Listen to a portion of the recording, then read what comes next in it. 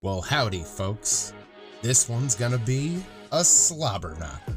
It's gonna be a slobber knocker to say the very least. As many of you know, the 2024 King and Queen of the Ring is right around the corner. And what an honor winning King of the Ring is. Think of all the amazing results. Owen as the King of Hearts, King Booker, and of course, the 1996 King of the Ring winner, Stone Cold Steve Austin, delivering the promo that would kickstart the Attitude Era. Austin 316 says I just whipped your ass. I gotta admit, I want a piece of that pie. So I called up Triple H and asked if I could enter the tournament, but he told me that it's too late for me to get on the card, and it'd be hard to set up a contract in time, and also I'm not a professional wrestler, and how did I get this number and never call back? But just because I can't be the 2024 King of the Ring doesn't mean that I have to give up on my dreams. I'll just have to be the 1993 King of the Ring for original Gameboy. Now, let's take a look around this locker room. The cream of the crop, to be sure. You know that I'm the cream of the crop. Oh. Okay, alright. Here we go. It's me. So, I grabbed one of those Macho Man Slim Jims. It's 3 times bigger than a regular Slim Jim. And I doodled this picture of the Heart Foundation, hopefully for good luck, and I got in the zone. My first competitor, Yokozuna. Listen up, Yokozuna, Mr. Fuji, and everyone watching through the video scope. I am the baddest man in the WWF. Yokozuna, you might be a tough competitor, but I will prove that without a shadow of a doubt, I, the Cosmic Calamity, am worthy of the King of the Ring title. The following contest for the advancement to round 2 of the King of the Ring tournament is scheduled for one fall. Ding, ding, ding. And it was on. Before Yokozuna was even ready, I hit, well, I don't know what I hit him with.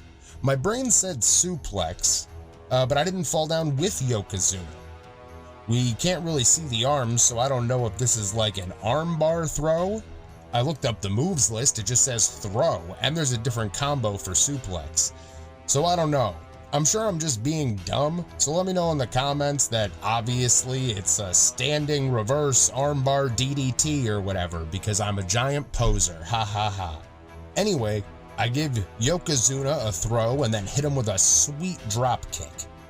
Then we just tussle for a bit. Some classic back and forth until Yokozuna hits me with a suplex. That scoundrel! Then I hit 4 power bombs in a row. I was in the zone.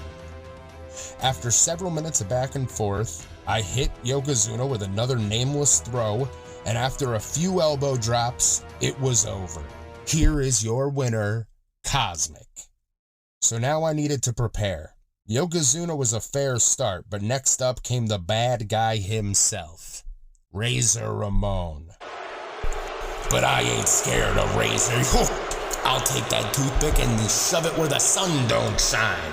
Listen here, Razor, if you want to tussle, we can tussle. If you want to fight, we can have a slobber knocker. But if you want to wrestle, and I mean Razor, if you want to wrestle, yeah, then I'll tape a sandwich to your back and starve you to death. 'Cause Cosmic don't take no prisoners. The following contest to qualify for the finals in the King of the Ring tournament is scheduled for one fall. Ding, ding, ding. Razor got in the first hit, and it was a back and forth until I finally hit him with a power bomb. And another. And another. And then after the fourth, Razor turned it around on me. Hit me with a power bomb. And Razor kept slowly wearing me down. He wore himself down more in the process. He blew up faster than the Ultimate Warrior. So I went for it. A perfectly executed drop kick to the head. I went for the cover. I hit the 3 count and it was over. Razor was too tough for his own good. And maybe if he had paced himself, I'd have my shoulders on that mat. But he didn't.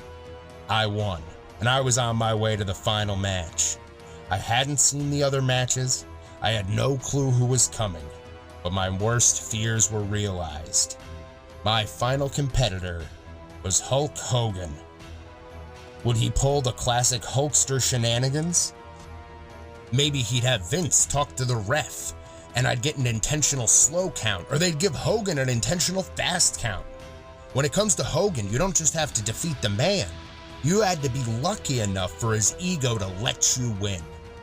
So I scarfed down more of my Macho Man Slim Jim in hopes that it would grant me the favor of the wrestling gods, and headed into my final match.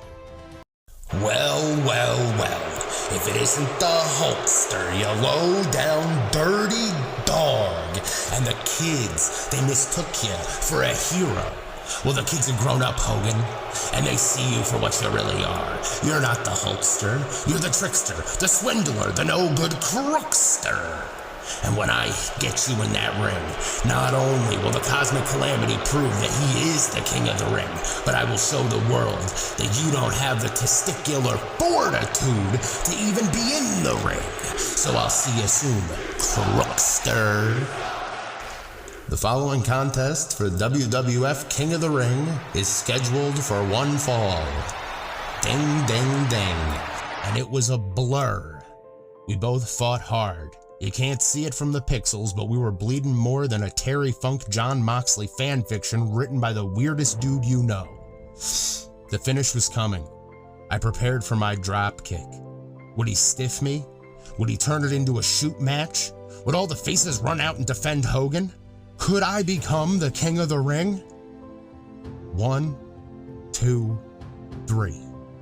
I had done it. I was WWF King of the Ring.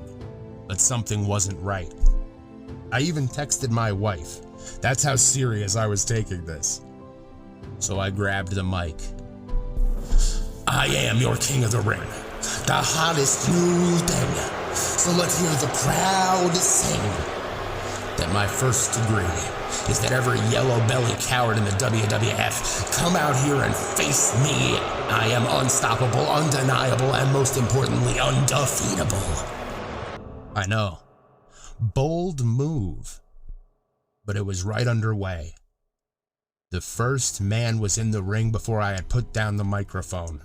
The excellence of execution. The prodigal son of Stampede Wrestling. The coolest dude to ever wear pink. Bret the Hitman Hart. And he was tougher than any opponent before him. Down to the last moment, he was getting me flat on the mat, hitting me with elbow drops. But in the end, it was a mere punch in the nose that brought down the Hitman. He collapsed. I jumped on him. It was over. And now I was tired. Bret had worn me down. But luckily, my next match was Lex Luger. And I lost most of the footage from it. I checked my trash folder. It's not there. I don't know, dude, but we can assume that in character, I kicked Lex Luger's ass quickly, and it gave me a second wind and got me warmed up and limber for the next goon in this gauntlet. And who comes to wear down the king some more? Everyone's favorite, the Heartbreak Kid himself, Shawn Michaels. And he puts the beat down on me. It's long. It's drawn out. It's the longest match I will have this entire time. Most matches are less than 6 minutes. Hogan was 8, Bret was 10. HBK and I went at it for 14 minutes and 36 seconds. But I drop kicked him hard. He might have the sweet chin music, but this was the Sour Skull Symphony.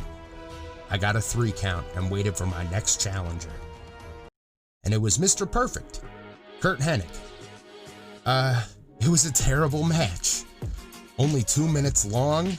People got up to pee and buy t-shirts. I'm sorry to the ghost of Curt Hennig.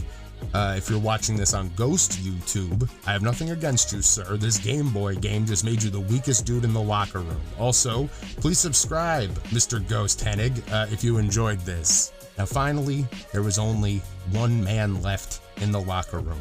Only one man left to prove that I wasn't just the king of the ring. I was the king of the WWF.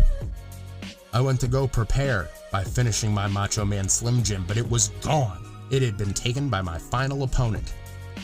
I would say he had no right, but he did, because my final opponent was the Macho Man himself.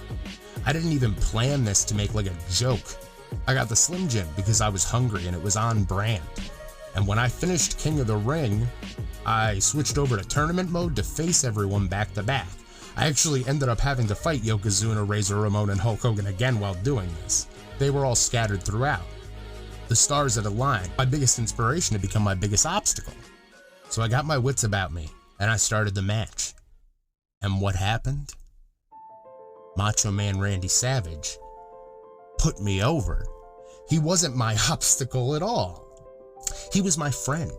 It was a perfectly paced match, ending around 7 minutes. The crowd was on their feet, a crowd who hadn't decided whether I was face or heel, but Randy knew that the King of the Ring was just the sizzle.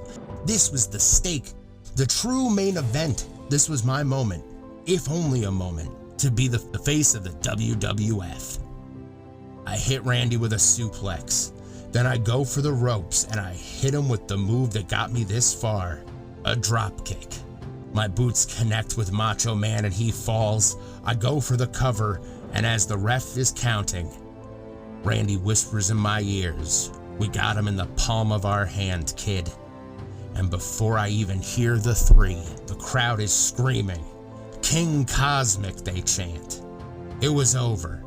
I was about to call my wife and tell her the good news. We can probably buy a house with the amount I made off this gauntlet match. But then I remembered I was playing Game Boy and not in the WWF in 1993.